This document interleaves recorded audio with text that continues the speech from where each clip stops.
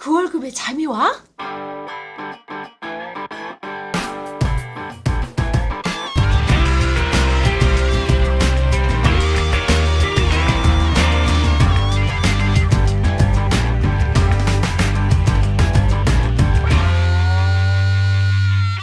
안녕하세요, 반갑습니다. 예, 급월급이도 잠이 오게 하는 방송 머니스토리TV 뭉치 양승민입니다. 예, 믿권 김광주입니다. 믿고 네. 근데 요즘 책 쓴다는 얘기 있던데 다 쓰셨어요? 예, 우리는 뭐 늘 책을 쓰죠. 늘 책을 써요? 소설도 쓰고. 예, 늘 책을 쓰죠. 팔리는 거 잘 팔리는 그날까지 계속 쓰는 거죠. 그렇죠. 꾸준함이 중요한 거예요, 그죠? 그렇죠. 꾸준한 네. 지속성, 그것들이 시간하고 결합되면 우리가 이제 방송에서 자주 수익률 이야기하지만 그때 수익률은 그냥 역사적인 평균치 이상의 수익률을 내한테 돌려줍니다, 그죠? 그래서 꾸준함이 중요한 것 같아요. 예, 꼰대 씨는 지금 10년째신가요? 뭐가요? 책 쓴 지가? 책 쓴 지가 10년이 넘죠. 네, 10년이 넘는데 아이고 꾸준히 쓰죠. 쓰는 것이 참 중요한 이유는 쓰다 보면 자꾸 정리가 되고 그렇지. 우리가 하는 일에 대한 또 어떤 이렇게 투자 포트폴리오 이런 이렇게 업무적인 것도 쓰면 자꾸 내 것이 돼요. 쓰지 않으면 내 것이 안 돼. 저도 그 매주 뭐 아시다시피 저희 이제 뉴스레터를 저희가 홈페이지에 신청하신 분들은 보내드리고 있는데 제가 뉴스레터 쓴 지가 8년째 벌써 매주 보내고 있는데 대단하다. 예. 근데 뭐 그 관련돼서 그 제가 직접 쓰는 거예요. 그리고 그걸 쓰기 위해서 일주일간의 기사들을 다 제가 다 읽어요. 다 읽어서 그 10개를 추려요. 그것도 편집을 하고 거기다 제 아이디를 담아서 보내기 때문에 생각보다 시간이 많이 소요된다. 그러니까 이거지. 우리가 네. 무엇을 하자라고 하면 참 잘 안 돼요. 그러니까 무엇을 하자라는 것도 해야겠지만 그 무엇을 어떻게 하자. 그렇지. 나를 어떤 규칙 속에 얽어매 놓는 게 좋아. 그렇지. 예, 예를 들면 제 같은 경우는 계속 1년에 하나씩 책을 쓴다. 책을 쓰려면 글을 써야 되는데 그렇지. 그거를 평소에 계속 써 나가려면 계속 무언가를 봐야 되고 그것들을 다시 재해석해야 되고 그렇지. 이렇게 하면서 정리해야 되고 또 우리 뭉치 씨가 뉴스레터를 계속 보내는 마찬가지로 무언가를 봐야 되고 그 속에서 또 큐레이션 이렇게 선별을 해야 되고 그걸 다 이제 정리해야 되고 그런 등등을 통해서 야, 그렇지. 그러고 우리는 참 너무 대단한 사람. 대단한데? 야. 너무 말이 안 나네. 그러니까. 박수 한번. 네, 자화자찬하는 방송. 우리 꼰대와 뭉치가 함께하는 거불교 자매와 이쪽도 한번 책으로 그죠? 한번 그 정리를 해서 또 출간을 할 예정으로 있습니다. 자, 오늘은 우리가 연말 정산에 대해서 연말정산. 예. 이제 연말이 되지 않았지만 연말 정산. 최근에 뜨고 있는 직업 중에 하나가 있죠. 뭐죠? 연말 정산 플래너. 진짜요? 그런 게 하나 있으면 그런 게 하나 있으면 굉장히 좀 좋죠. 내 마음 낚였다. 각광을 받겠는데 이게 낚였어. 연말 정산 본래 우리나라의 연말 정산 제도가 아마 민법 총칙이나 뭐 세법 총칙 뭐 이런 형법 총칙보다 더 어려운 것 같아. 그렇지. 첫째는 맨날 바뀌어. 그렇지. 뭐 올해만 2015년만 해도 몇 번 바뀌었어. 그죠? 엊그제도 뉴스 확 나왔잖아. 다 바꾼다고. 네. 그래서 뭐 1인당 뭐 8만 얼마인가 돌려준다고 그죠? 근데 중요한 거는 이제 뭐 이제 대부분 시스템화돼 있으니까 뭘 머리 아픈 건 없는데 어떻게 좀 잘 활용하지 않느냐에 따라서 자기들이 받을 수 있고 못 받을 수 있는 것, 즉 놓치기 쉬운 소득공제 항목이 굉장히 많이 있는 것 같아요. 예, 지가 안 찾아 먹으면 없는 거지. 예, 그래서 여기 좀 한 개 저도 이제 그 자료를 한 개 찾다 보니까 재밌는 사이트를 하나 발견했는데 한국 납세자 연명이라고요. 그 네이버에 한국 납세자 연명 치시면 돼요. koreatax.org 이쪽에 들어가시면 남들이 놓친 연말정산 사례라는 코너가 있어요. 예. 근데 굉장히 여기에 재밌는 게 되게 많이 있어요. 예. 즉, 실질적으로, 온천지수 하시는 분들이 연말정산하시면서 많이 놓치는 부분들, 예. 그런 부분들 나와 있으니까, 당연히 납세자 연맹은 납세자들의 권리를 찾기 위한 사이트인 것 같습니다. 예. 그래서 그쪽 가입하셔서 되도록이면 좀 많은 팁들이 많이 있으니까 그 부분도 활용했으면 좋겠고, 혹시라도 이런 분들이 있으시잖아요.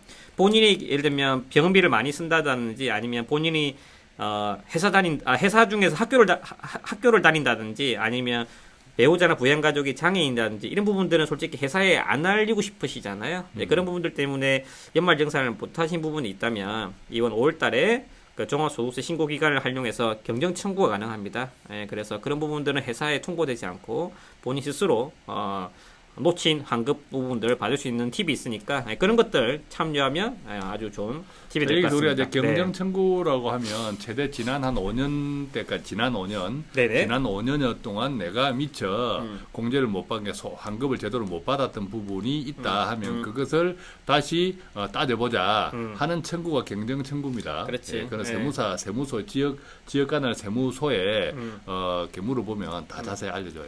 그리고 뭐 종합소득 신고하시는 분들도 나 이거 잘 모르는데 어떻게 하지 이걸 뭐 급여가 얼마 돼도 안 하는데 세무서에 맡겨야 돼 아니면 기장을 해야 돼 이런 고민들이 있으시잖아요. 그분들 있으시면 그냥 간할 세무서 가세요. 세무서 가시면 그 종합소득세 신고 기간 동안에 아르바이트생이 있어요. 아주 예쁜 아가씨들이 다 있어요. 예, 가시면 자세하게 다 안내를 해줍니다. 예, 물론 좀 몰렸을 경우에는 좀 시간이 소요되는 경우도 있지만 대부분 친절하게 다 안내를 해주니까 무리하게 돈 내지 마시고 그냥 간할 세무서 방문하시면 깔끔하게 처리될 수 있을 것 같습니다. 자, 이게 연말 정산을 큰 틀로 큰 카테고리로 보면 첫째 사람 때문에 공제해 주는 걸 우리가 인적 공제라 그러고 그 다음에 또 이렇게 쓰는 돈, 우리가 지출하는 예를 들어 카드라든지 또 뭐 이렇게 지출하는 뭐 월세라든지 이런 지출한 것에 대해서 보조를 해주는 것 부분이 하나 있고 네. 또는 우리가 반대로 적립하는 부분 예를 들면 뭐 연금저축이라든지 뭐 보험료라든지 네네네. 이런 적립하는 부분에 대해서 이렇게 칭찬해주기 위해서 또 공제를 해주는 이런 큰 세 개 카테고리가 있어요 대체로. 네. 그래서 이 세 개 카테고리에 대해서는 구체적인 것은 아까 납세자 연명이라든지 이런 것들이 계속 바뀌니까 첫째는 그 구체적인 내용이 바뀔 수도 있고 같은 내용이라도 또 그죠?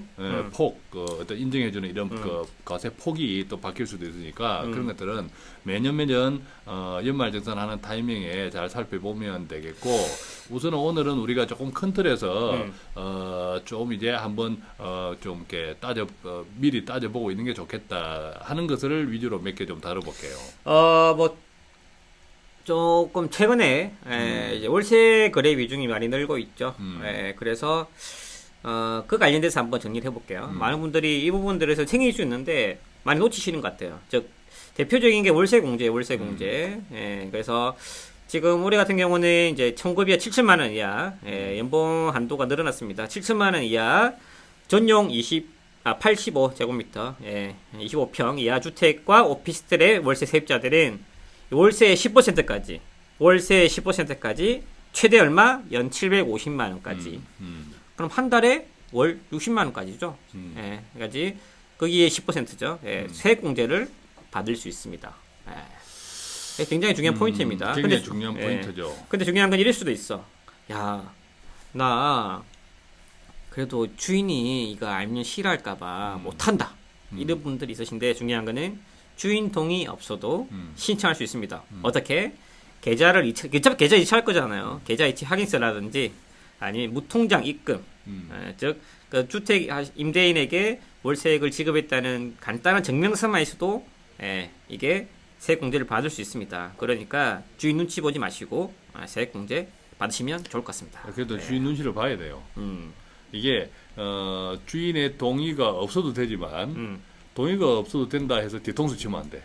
이게 미리 알려는 줘야 되고 그렇지. 또 그런 과정에서 충분하게 보통 세입 주인이라 하더라도 그것이 월세가 입증이 된다 하더라도 본인의 이제 임대 소득이 되잖아요, 그죠? 임대 소득이 된다 하더라도 해당 기간 연도에 따라 다 다르지만 또 본인의 그 세금이 없는 것도 있어, 그죠? 그렇지. 비과세되는 임대 소득 구간도 있고 그렇기 때문에 미리 알려주고 그렇게 했는데도 불구하고 최대한 신경 써서 주인의 부담은 이렇습니다. 알아보니까 이렇습니다. 그래서 이렇게 하면 서로 좋겠습니다라고 했음에도 불구하고 주인이 내몰라라 하면 그때 어떻게 선택을 하더라도 그렇지.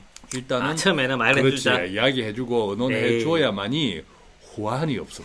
그러니까 이게 말한 것처럼 이게 지인이고 좀 그렇게 하면 됐겠는데 또 월세 내고 하다 보면 약자잖아요. 저는 솔직히 약자 입장에서 제가 만약 컨설팅한다면은 저는 약자 입장에서 컨설팅하는 게 맞다는 생각이 좀 있고 그리고 혹시라도 집주인이 뭐라고 얘기하면 이렇게 얘기하세요. 주택 임대 소득에 대해서는 2014년부터 2016년까지 주택임대소득에 대해서는 2천만 원까지 비과세다. 그러니까 그렇지. 사장님한테는 영향이 없으니까 괜찮다 이렇게 얘기하시는 거죠. 따뜻하게. 혹시라도 지방 같은 경우는 이런 그 부분들에 대해서 충돌이 있을 수 있으시다면 이 부분에 대해서 2천만 원 이하까지는 비과세 된다는 걸 한번 알아주시면 좋을 것 같으시고요. 네네. 약자일수록 우리가 당당해야 돼. 나는 우리 집주인 할머니한테 당당하게 이야기하잖아. 당당하게? 절대 월세 신고 안 한다. 네.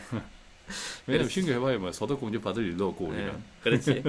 그리고 우리 할머니가 음. 끄덕끄덕 이 방송을 통해서 몇 번 제가 칭찬을 해드리고 있습니다만 감사를 표하고 있습니다만은 네. 지금 내년이 이제 또 4년 차야. 이게 예, 계약 갱신이 두 번째 해가 두 번 계약 갱신을 하는 때가 내년인데 네. 내년인데 또 안 오를 것 같아.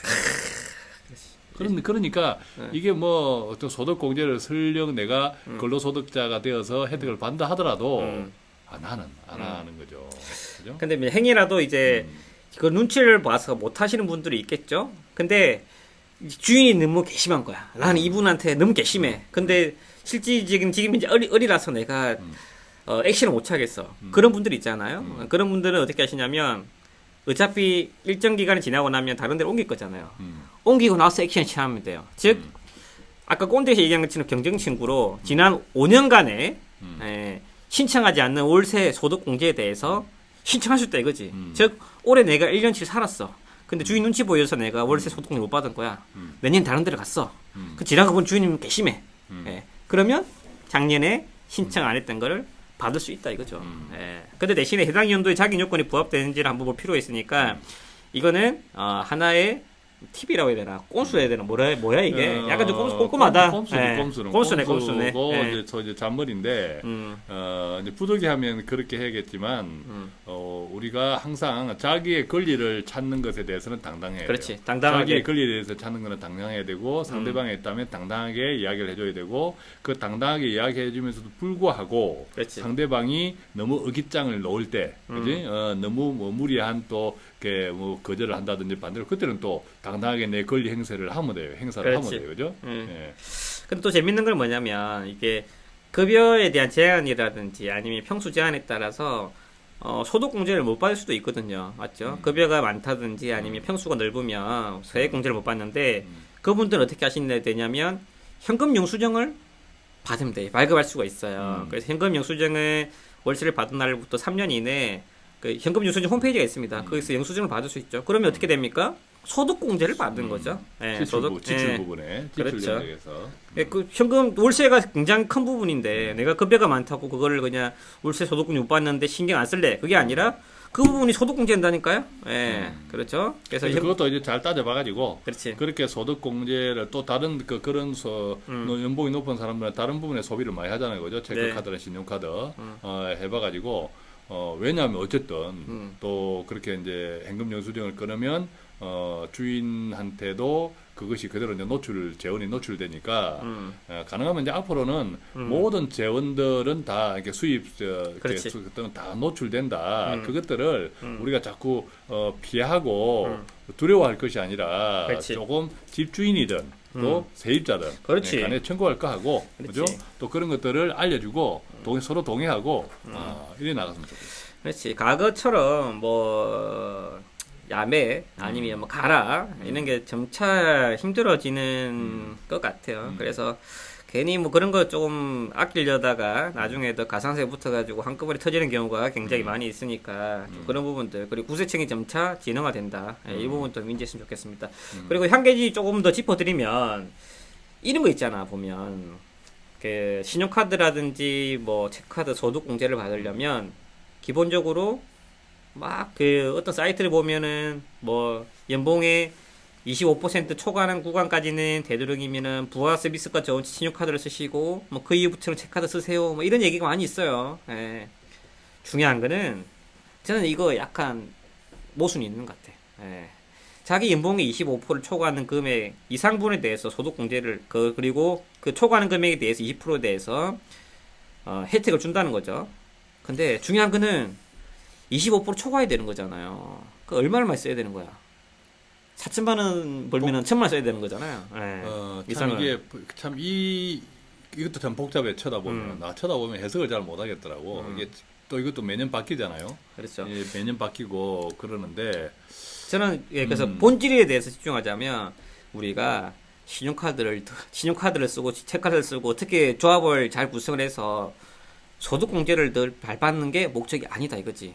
중요한 건 핵심은 그렇게 해서 세이브 되는 비용보다 오히려 신용카드를 씀으로 해서 자기가 인지하지 못한 사이에 지출되는 비용이 더 크다라는 게 제가 생각하는 핵심 포인트인 것 같아요. 그래서 차라리 그런 거 신경 쓰지 마시고 오히려 신용카드를 들 쓰면서 자기 지출을 통제해 나가는 게 세액을 환급 받는 것보다 훨씬 더 크지 않을까. 네, 저는 그렇게 생각합니다. 요즘은 네. 이제 경기가 별로 좋지 않으니까 네. 신용카드든 체크카드든 현금영수증은 말할 것도 없고 네. 뭐 이렇게 공제 혜택을 준다 해도 음. 참 쓰기가 두려운 분들이 많을 것 같아요. 많을 네. 것 같은데 어쨌든 어려울 때는 또 어려운 것이 우리의 어떤 게 지출 습관을 좋은 습관으로 만들어 준다 이런 부분도 있다. 그렇게 조금 긍정적으로 생각하는 해도 좋을 것 같아요, 그죠? 좀 더 이어서 할까요? 아니면 뭐 그래서 뭐 간략하게 한번 또 그 금융상품 관련해서 한번 좀 정리를 좀 해드릴게요. 이게 뭐 대부분 이제 많이들 아시는 내용이신데 소득공제가 되는 금융상품이 있고요. 세액공제가 되는 상품이 있습니다. 소득공제가 되는 상품은 자기 그 급여 수준에 따라서 혜택이 좀 달라질 수도 있고요. 세액공제는 정률로 받으신다 생각하시면 괜찮을 것 같습니다. 그래서 현재까지 남아있는 소득공제 상품 중에는 소장펀드 대표적인 게 소장펀드 대신에 이제 전년도 총급여가 5천만 원 이하까지 되시는 분들 소장펀드 혜택이 있고요. 그 다음에 주택 청약저축 청약저축은 7천만 원 이하까지 무주택 근로자가 받으실 수 있습니다. 그리고 작년과 좀 달라진 점은 작년에는 한도가 120만 원이었지만 올해는 240만 원까지 한도가 2배로 늘었고 240만 원까지 불입한 금액의 40%는 소득공제 혜택이 있습니다. 그렇다고 소득공제 받으려고 이 상품을 무리하게 할 필요는 없어요. 여유가 있으시다면 그렇게 채울 필요는 있는데 그러다가 이제 잘못하면 이제 벼룩이 잡으려가 초과 상간 태우죠. 우선순위는 아니니까 일단은 10만 원 정도 수준에서 하시다가 여유가 있으신 분들 20만 원까지 불입하시는 거 고려해보면 좋을 것 같습니다. 자, 일반적으로 소득공제하고 세액공제 자체를 잘 구분 못하시는 분들도 계신데 간단하게 이야기하면 소득공제는 내 연봉에서 기본적으로는 연봉에서 세금이 책정되는데 내 연소득에서 그 네. 연소득에서 그만큼을 공제를 해준다는 게 소득공제고요. 네. 이렇게 저렇게 다 빼고 세율 곱하고 등등 해서 최종적으로 또 나오는 게 근로소득세가 나오잖아요. 그죠? 그 세액 자체에서 빼주는 것이 세액공제예요. 그죠? 그렇죠. 원인에서 빼냐? 결과에서 빼냐. 그래서 보통 이제 소득공제는 우리가 누진세율이기 때문에 소득이 높으면 또 세율이 많아지는 우리가 제도를 사용하기 때문에 소득공제는 주로 연봉이 많은 사람들한테는 조금 상대적으로 효과가 있고 네. 세액공제는 연봉이 좀 적은 사람들한테 상대적으로 좀 효과가 있다.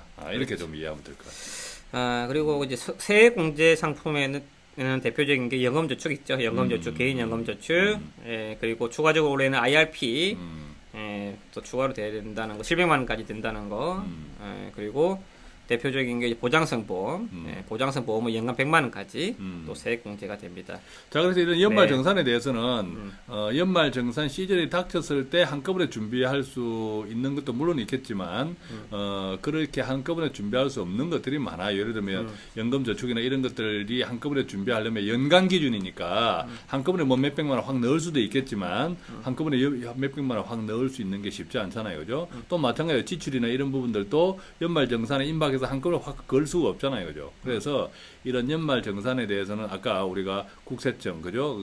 납세자 연맹 그런 사이트들을 참고해서 조금, 그죠? 평소에 이런 것들을 적절히 잘 활용해 나갈 수 있도록 그렇게 궁리하기를 바랍니다. 그리고 본질은 써서 돌려받는 개념보다는 처음부터 안 쓰는 게 그렇지. 안 쓰고 남기는 거. 더 이익이다. 이렇게 정리하고 싶습니다. 오늘 연말 정산 플래너가 필요 없는 그날까지 네. 우리 머니스토리 TV가 달려가도록 하겠습니다. 네, 감사합니다. 예, 수고했습니다.